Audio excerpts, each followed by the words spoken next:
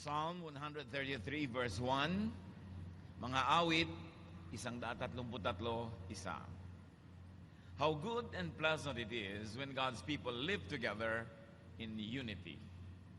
Wala nang hihigit pang sarap, saya sa buhay kung nagkakaisa ang mga anak ng Diyos, nagkakasundo ang mga pamilya, magkakabati ang mga magkakapitbahay at magkakaibigan. Pero napakabigat dalhin sa dibdib yung merong kang kagalit. May kaaway, may kasamaan ng loob, merong hindi kinakausap. Broken relationships. Mga samahan na parang kristal na nababasag, nalalamatan, parang mga pottery, palayok, na nagkakadurog-durog. Panginoon, turuan niyo kami na pahalagahan ang aming mga relasyon sa aming kapwa-tao. At sa sandaling ito, patawarin niyo po kami sa aming mga kasalanan, punuin ang aming mga kakulangan, at ngayon, biyayaan niyo ng karunungan, kaliwanagan, na lalong maunawa ang halaga ng magandang pagtitinginan at pagsasama-sama. Ipatawad niyo po sa amin ang aming mga pagkukulang sa aming kapwa, at gayon din naman, bigyan niyo kami ng higit pang kakayahan na mas maging mabuti, mabait, mapag-unawa at mapagpasensya sa aming kapwa. Teach us, lead us, correct us, and heal us in the name of your Son, Jesus. By mishandling, many relationships could be stressed, cracked, broken, shattered, destroyed.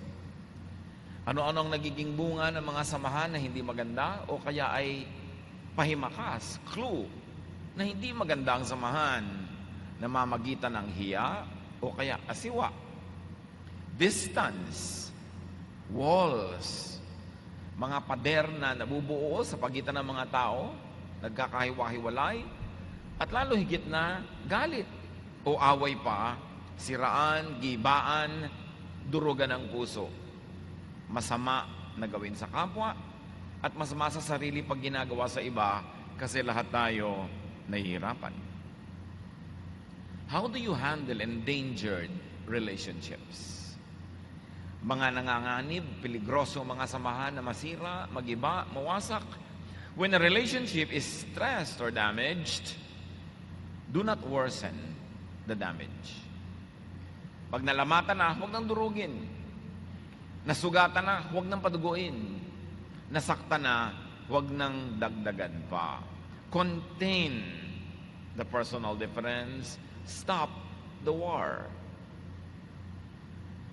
Pagka meron ng hindi napagkaunawaan, napagtalunan, merong hindi pagkakasundo, do not complicate the situation. Di ba marami mga pasyente na mamatay of complications? Isa lang yung sakit, pero nadadama yung ibang mga bahagi ng katawan dahil kuminsan ay sa pagkukulang ng paggamot o pagkain ng tama, pagpapahinga, nagkakaroon ng complications. Pag meron na kayong naging away, huwag nang dagdagan. Pag meron ng pinagtalunan, huwag nang palalain. Dapat ang laging policy ng mag-asawa, magkapatid, magulang at anak, magkakakilala, magkaibigan, magkapitbahay, pag meron na simulang putukan, agad-agad matauhan at mag-ceasefire. Okay, may nasabi ang asawa mong pangit, sinagot mo rin ang pangit, bigla kayo dapat tumigil at isipin nyo pareho, ceasefire. Tigil ang putukan. Kasi makakapanakit ka at masasaktan ka, walang makikinabang. Ceasefire. Proverbs 17:11, starting a quarrel is like breaching a dam. So drop the matter before a dispute breaks out. Yan daw pagsisimula ng gulo, ng away, parang pagtibag sa mga pader ng isang dam. Akala mo, ganun-ganun lang yon? Pag nagsimula na yung mag-crack, ang pressure ng tubig ay hindi titigil hanggang hindi tuluyang nawawasak ang dam, nagigiba ito at nababaha ang lahat ng kapaligiran. So sabi, itigil bago lumala. Stop. Yan ang mga words na dapat lagi nasa isip natin, mga kapatid. Pag napapaaway ka, nagsisimula, ceasefire at stop. May sinasabi ka, Siyempre, ang taong nasasaktan, ang tendency, manakit din. So, nakasakit ka, stop. Para huwag na siyang sobrang masaktan to the point na gaganti. At ikaw naman, nasaktan, gaganti ka na, may sinabi ka na, stop. Don't even finish your sentence. Pag may sinasabi tayong masakit, nakakagalit, at tumigil tayo in mid-sentence, hindi natin tinapos ang ating pang-uusap, tumigil tayo. Alam niyo sinasabi nun? Ang sinasabi nun doon sa inyong kausap, ayokong ituloy ang away.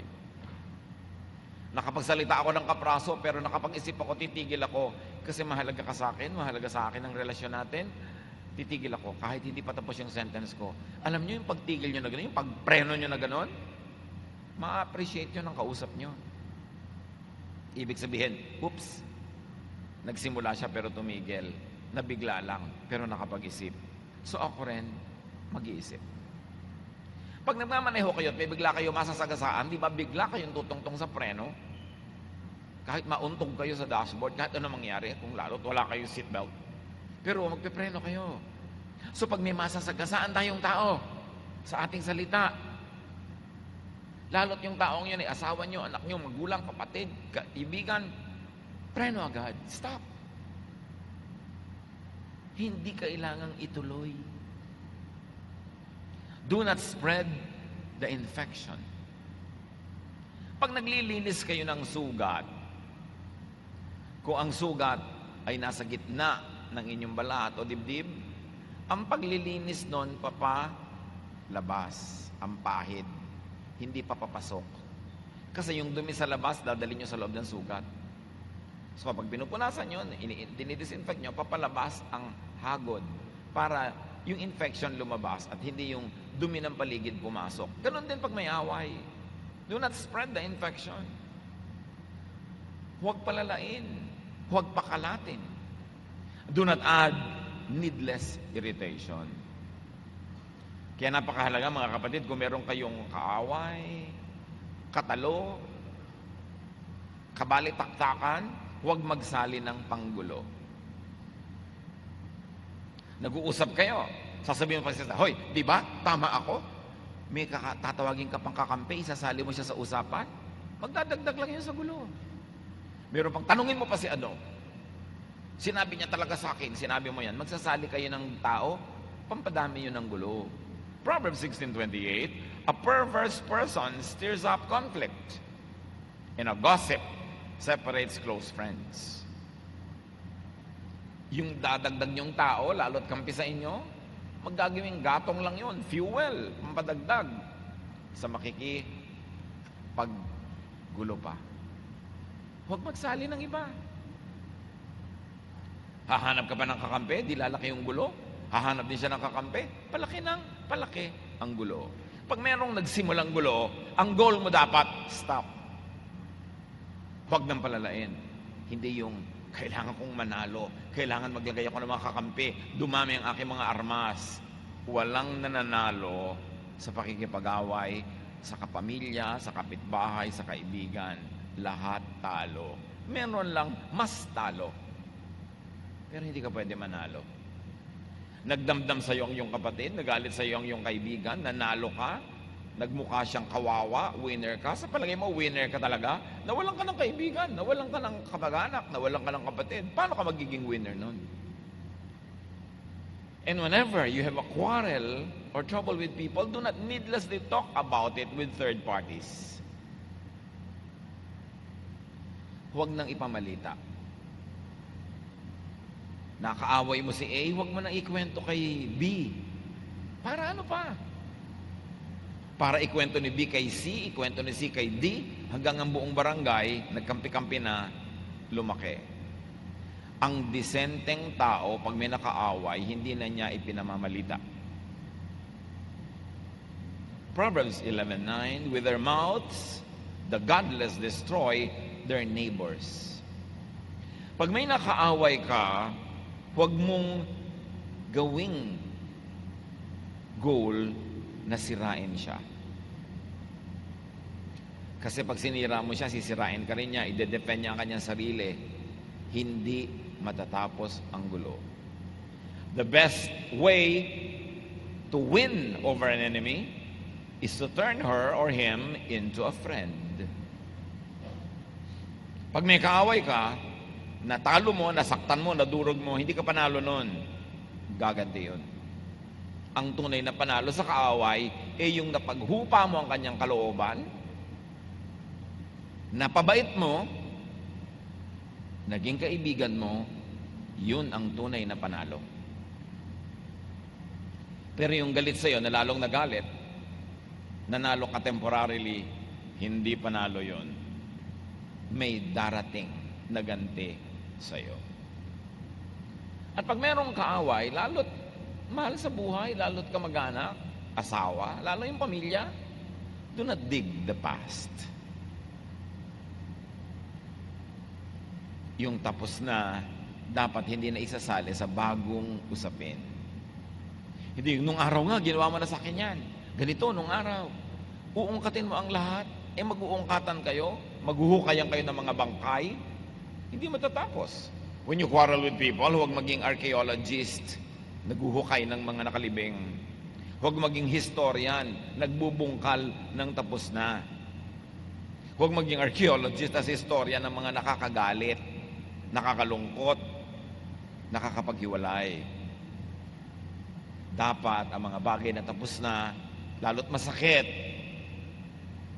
limutin na. Kung di man makalimutan, huwag nang ungkatin.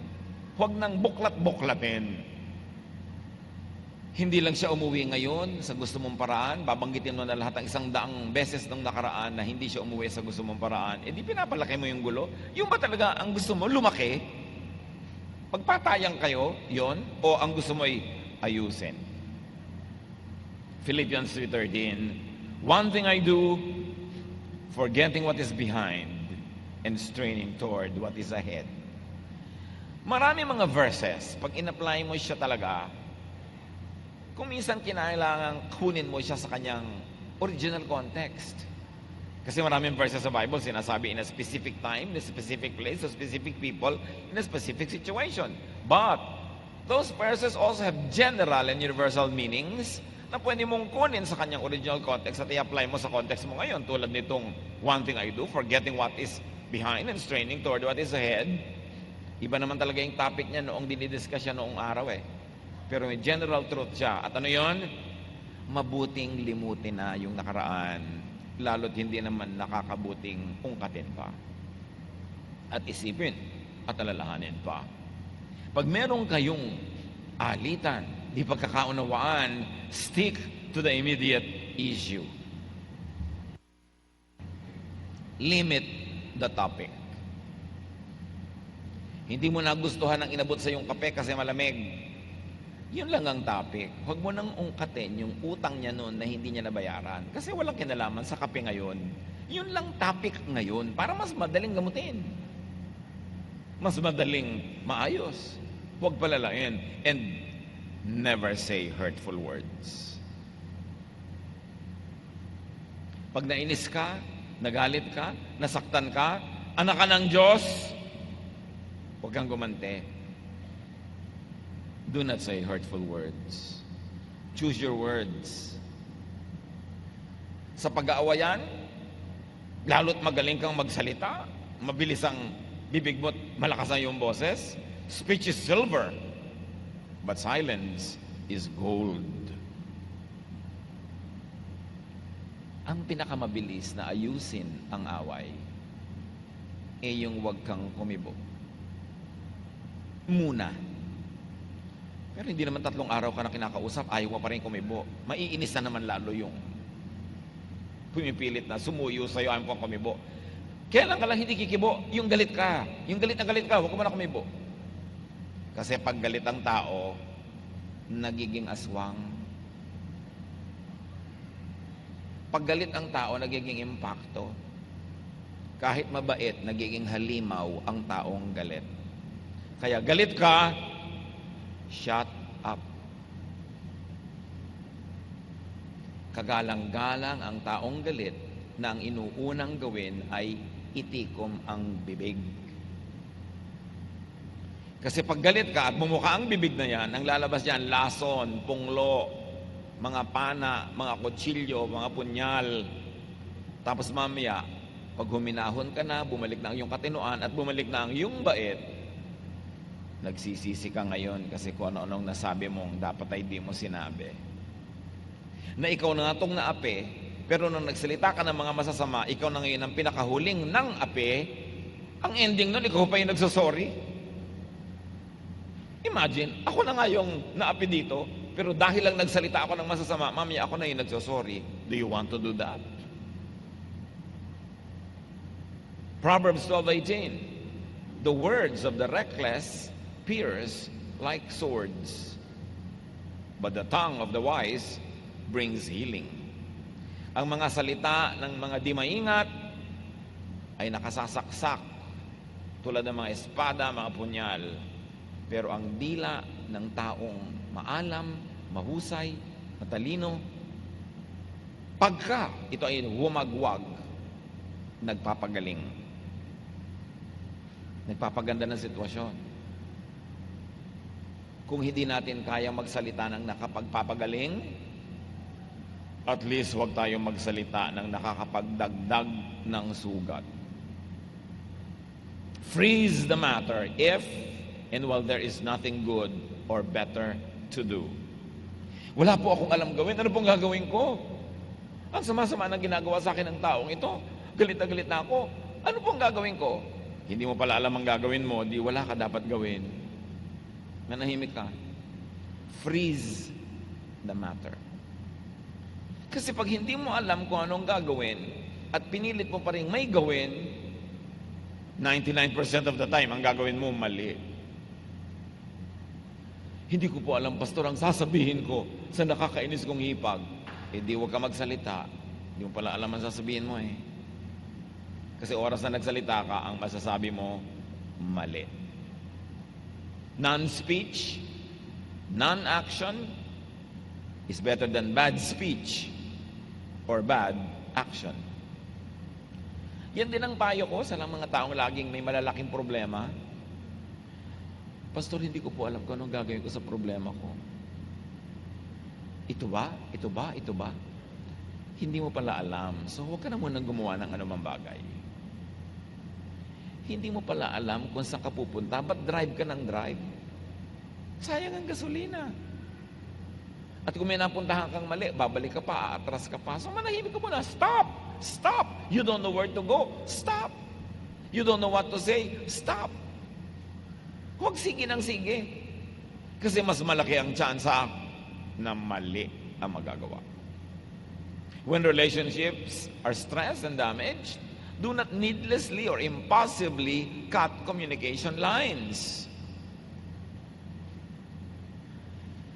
Meron siyang nasabing hindi maganda, huwag mo agad bagsakan ng telepono.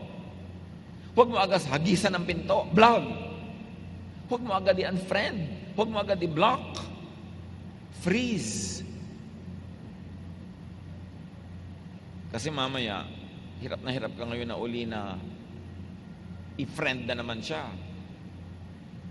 Pagka na-block mo na, ikaw pa unang magpapadala ng text para lang ma-revive uli yung inyong linya. Huwag magpadalos-dalos. May kaharap ka, hindi mo gusto sinasabi, huwag ka magpalayas. Lumayas ka sa harap ko. Kasi mami, uy, balik ka na. Hindi mo na maintindihan kung paano pababalikin.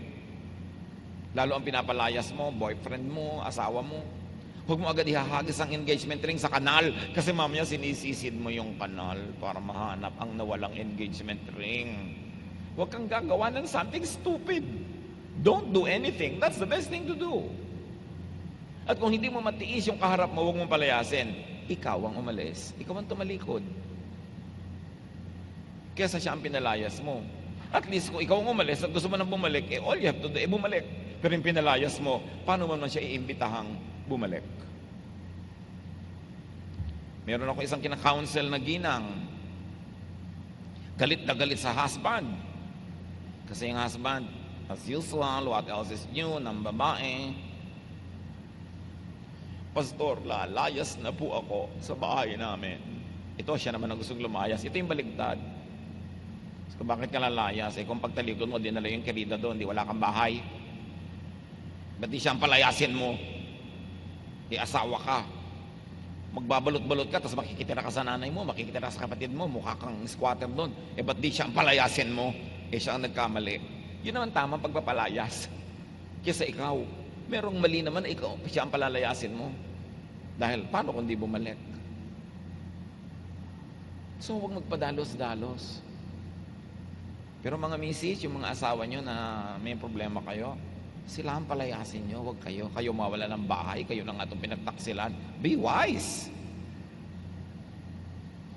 Proverbs 19:11, a person's wisdom yields patience.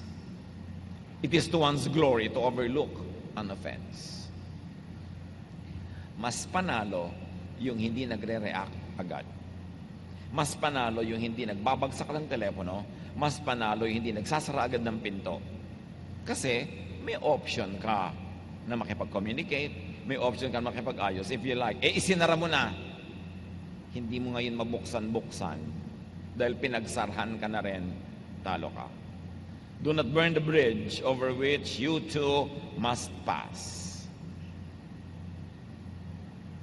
So, ang ating laging policy, pag na biglang nagagalit, biglang may silakbo ng damdamin, stop, freeze, and shut up. Mas mabuti na nilulun mo yung salita na gusto mong bitawan kesa sinabi mo na tapos mamaya hinihimod mo uli mula sa sahig. Keep your words nice and sweet. You don't know when you have to eat them. And better not to say the bad words so you don't have to eat the bad words again. Pag galit na galit ka, gusto mo magsalita, stop, freeze, shut up, magpalamig ng ulo. Para wala tayong nasasabit na gagawa na mamaya pinagsisisihan. And when relationships are damaged, improve the dynamics. Improve the communication, the interaction, para magamot. At ang pinakamabisa, na pagpapahinto sa sumulusob sa'yo, pagpapabait sa mabangis, ang pinakamabisa is to answer and speak gently.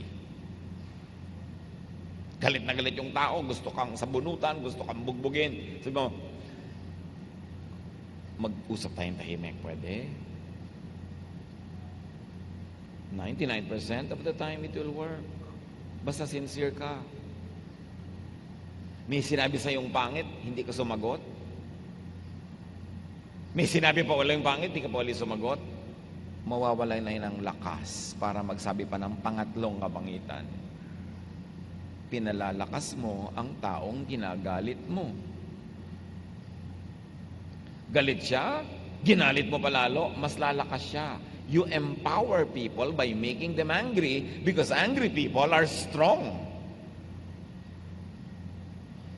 The best way to weaken angry people is to take away their anger or by not making them more angry.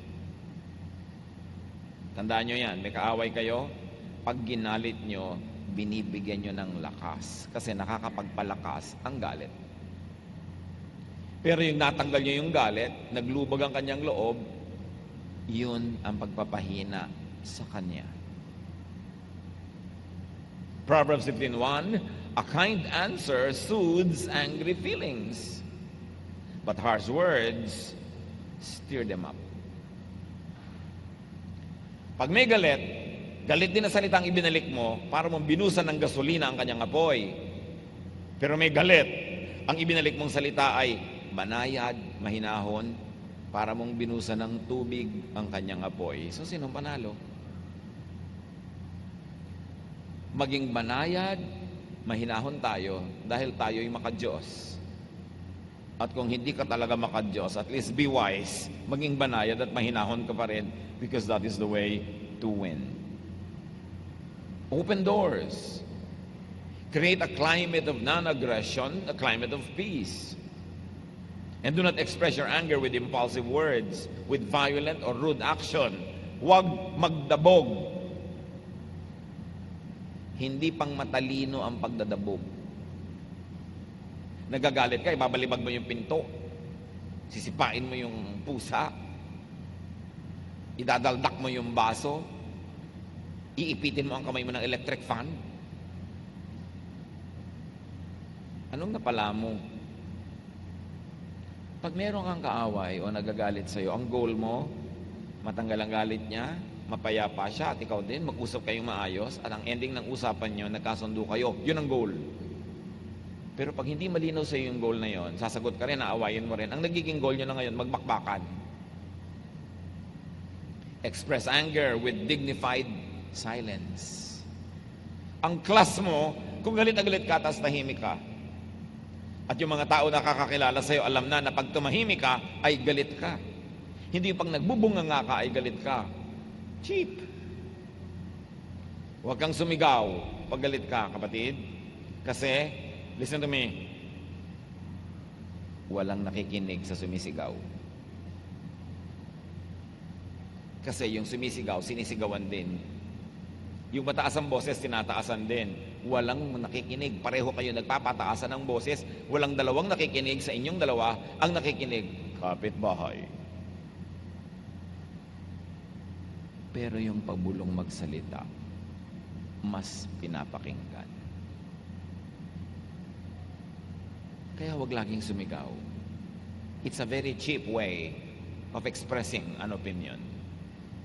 Articulate anger with constructive words. Articulate your anger without making the other person angry too.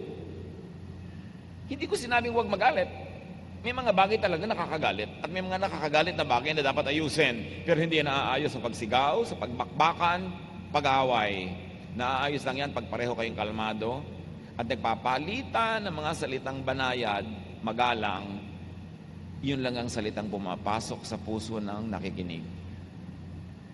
Kasi ang salitang mapangkutya, mapang-away, mapagmataas, nire-reject yan. Hindi yan pinapakinggan. So, sayang ang pagod mo.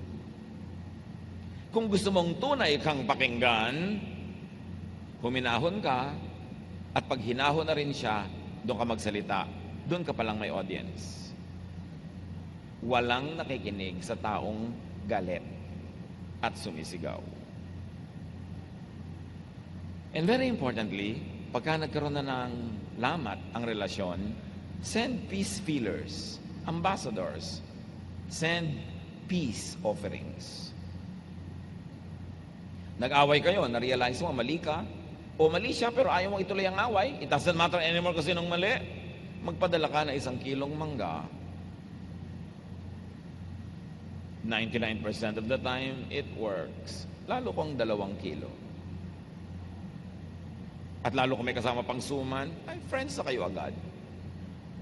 Huwag kang magpadala ng granada. Kasi baka ibalik sa'yo, ipukol sa'yo sumabog. Philippians 4:2-3, you belong to the Lord, so I beg you to stop arguing with each other. And my true partner, I ask you to help them. May kausap dito, may 2 nag-aaway.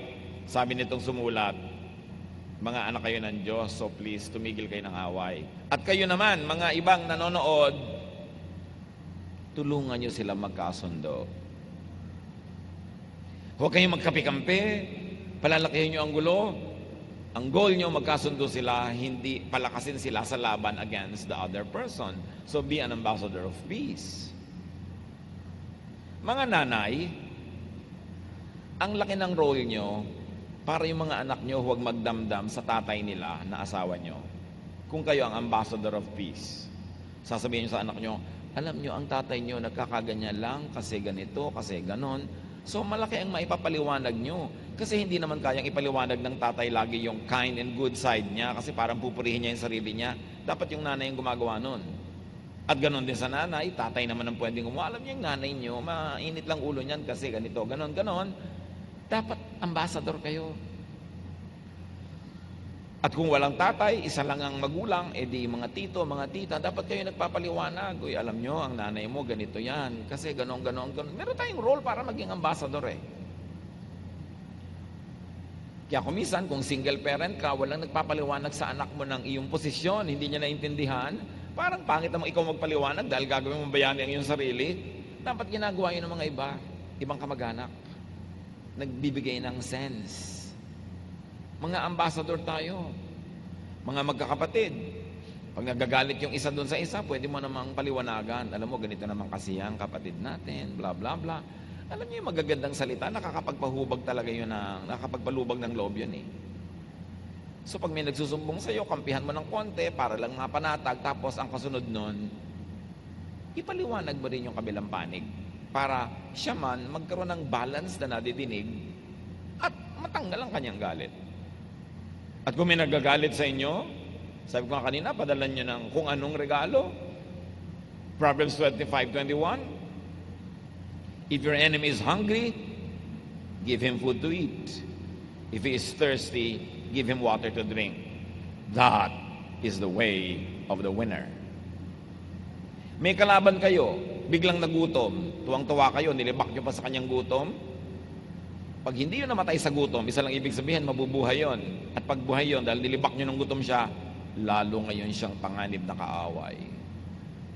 Pero kaaway nyo, gumagawa ng masama, gumagawa ng mali, nanganib ang buhay na ospital, dinalaw nyo. Tapos pagdalaw nyo, ang dala nyo hindi pinya, hindi singkamas, hindi mamon, papel. Kasi dumaan muna kayo sa cashier. Magkano na po ba ang bill ng pasyenteng ganito ang pangalan as of today? Ay, 10,000 na po. O, babayaran ko na. Eto ngayon si resibo. Pagpasok mo doon sa room ng pasyente, o etong pasalubong ko sa'yo, bayad ka na up to this minute. Tingnan ko naman kung kamaawayin pa kayo noon forever. Pero pag nabalitaan yung tuwang-tuwa kayo, ay, may sakit siya, ha, ha, ha, ha, ha. Paggaling nun, labot ka.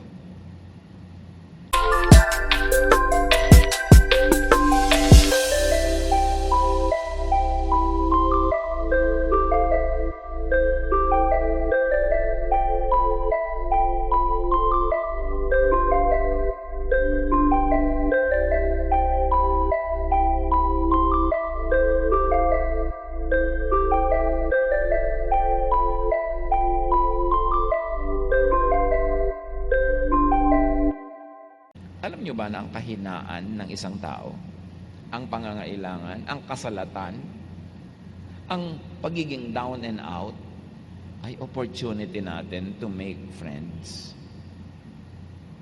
Pag may isang tao na out, down and out of fortune, kawawa, ape, bigo, doon kayo gumawa ng mabuti. Kasi doon niya kailangan yun. And that is the best way to make friends. Give people what they need. Give people what they want. Sabi nga sa Bible, a bribe is a charm to its giver. Bakit negative ang basa na marami doon? Sinasabi na nga na napakalaking tulong sa iyo na marunong ka magpadulas, lalo't sa tamang paraan. Hindi para mag-bribe ka ng judge na yung masama ay gawing not guilty at yung not guilty ay gawing guilty. Hindi. Pero yung pinapadulas mo lang. Machine nga nila, ganyan ang langis. May nagagalit sa'yo, padulasan mo ng regalo. Bigyan mo ng kailangan niya. Hindi masama yun. Hindi ka nang corrupt. Pinapalambot mo lang isang puso na baka kung hindi mo gawin yun ay manatiling nakapinid sa'yo. The way to peace is to give people what they want. Kaya sabi ni Jesus, may humihingi sa inyo ng jacket nyo, bigyan nyo pati kamiseta. Pagka naman hindi tumahimik yan eh. Pinipili ka maglakad ng 1 mile, walk 2 miles. Give them what they want, dagdagan nyo pa. At matatahimik sila. Restore the relationship. Matthew 5:9, blessed are the peacemakers, for they will be called children of God. At pagka merong awayan, remember mga kapatid, do not throw pride into the brew. Huwag nang isali ang pride nyo. Yan ang magpapalala. Proverbs 16:18, pride goes before destruction, and a haughty spirit before a fall. Kaya pag pumapasok yung pride, may sinabi siyang nakasaling sa iyong amor proprio. Ang sabihin mo agad sa pride, baba.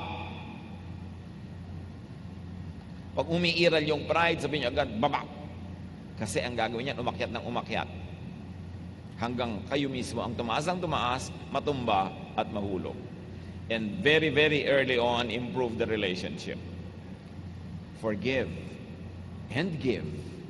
Definitely the relationship will improve. Philippians 2:3-4, do nothing out of selfish ambition or vain conceit. Rather, in humility, value others above yourselves, not looking to your own interests, but each of you to the interest of the others. Huwag igiit, ipilit ang pansariling kagustuhan lamang. Pagka ganon tayo ng ganon, walang mangyayari sa ating relationship. Maging mapagbigay, mapag-ubaya, mapagparaya, mapagpatawad, that is the way to good interpersonal relationships. Luke 6:27-28, love your enemies. Do good to those who hate you. Bless those who curse you. Pray for those who mistreat you. At pag ganyan tayo, magkakaroon talaga ng ceasefire. Matitigil ang paglala ng mga hidwaan at magkakaroon ng world peace. Life is always better with friendships and with good relations. Mas mabuting may kaibigan kaysa kaaway. Ecclesiastes 4:9-12, you are better off to have a friend than to be all alone. Because then you will get more enjoyment out of what you earn. Sabi ko, marami kang pera, nag-iisa ka, maglibre ka na lang para may kasama ka, bumili ka ng kasama. Eh di mas masaya ka. Mas masarap daw ang buhay na mayroong kahati, may kasalo. At kung kaya mo naman na magbigay, di ikaw lang magbigay, may kasama ka pa. If you fall, your friend can help you up. But if you fall without having a friend nearby, you are really in trouble. Sabi ang mabuti may magandang pakisama. Pag natumba ka, mayroong magbabangon sa'yo. May sakit ka, may dadalaw sa'yo, may mag-aalaga sa'yo. Nalulungkot ka, mayroong aaliw sa'yo. Mabuti yung may kaibigan. Ano ang mapapala mo na inaaway mo ang kapitbahay mo? Lalo't ka mag-anak mo yung kapitbahay mo. E di pag nanigas ka, hindi ka niya pansinin. Nangailangan ka, hindi ka niya tutulungan. Tapos away kayo ng away, pareho kayong lugi. Tapos kung magkwento ka pa, para ang galing-galing mo, ay sinabi ko nga sa kanya, blah, blah, blah, blah, blah, blah. You see, ang galing ko magsalita, nasaktan ko siya. Pero really, winner ka ba noon na may nagalit sa'yo? Hindi ka niya tutulungan pag nangailangan ka. If you sleep alone, you won't have anyone to keep you warm on a cold night. And of course, this is in the context of winter, na mabuti nang may katabi kang natutulog kaysa mag-yelo ka sa lamig. Pero sino naman ang tatabi sa'yo kung di ka naman kanais-nais na tao? Someone might be able to beat you up, one of you, but not both of you. As the saying goes, a rope made of 3 strands or cord is hard to break. Pag nag-iisa ka, madali kang bugbugin ng iba. Pero kung dalawa kayo, hindi kayo siguro magbubugbog ng gano'ng kagrabe kasi magkakatulungan kayo. Ang isang hibla ng sinulid ay madaling lagutin. Pero pag 3 yan at itinirintas mo, matibay na yan. Kaya kailangan may kasama tayo sa buhay. At para tayo magkaroon ng may kasama sa buhay, dapat magaling tayong makisama. Makibagay. Makipagmabutihan. Proverbs 18:24, some friends don't help, but a true friend is closer than your own family. Dapat nagbavalue tayo ng mga kaibigan. Ang mga tunay na kaibigan ay kayamanan sa buhay. Romans 12:18, if it is possible, as far as it depends on you, live at peace with everyone. Hanggang kaya mo, hanggang may ibibigay ka, makipagmabutihan at magkaroon ng payapang relasyon sa lahat ng nasa paligid. Be a person of peace and friendship. At kung hindi man natin maging friend, at least wag natin gawing enemy yung tao. Paano natin gagawin yon? Paano tayo magkakaroon ng puwang sa ating puso para mas maging mabuti, mabait, understand people more deeply, to be able to accommodate them? to empathize with them, to forgive them, to like and even love them, to accept, or at least to tolerate them. Para magkaroon ng puwang sa ating puso yung mga taong nakakayamot, nakakainis, mas sikapin nating unawain. Tingnan ang kanilang tunay na kalagayan, sikaping tingnan ang kanilang pananaw, ba't sila ganon? Ano nangyari sa kanila? Bakit sila ganon? At mas dadali para sa atin. 1 Peter 4:8. Above all, love each other more deeply because love covers over a multitude of sins. Kaya tama talaga si Jesus Ang solusyon dyan, Jesusness. Love. Kasi pag mahal mo, kaya mong bigyan ng excuses. At least kung hindi mo man mahal yung tao, huwag mo lang kamuhian. Bigyan mo ng puwang yung kanyang pananaw, yung kanyang mga takot, yung kanyang agenda, yung pangangailangan niya sa buhay, para mas maunawa mo siya. At yung pangunawa, ang simula ng magandang pakikitungo. Romans 13:10, love does no harm to a neighbor. Therefore, love is the fulfillment of the law. Pag maibigin ka, daig mo pa ang sumunod sa lahat ng batas because the true essence of the law is just that. Consideration for one another, love for the other person. Pag may masama, huwag mong daigin ng masama rin. Daigin mo ng mabuti. Yun ang tanging paraan ng pagwawagi.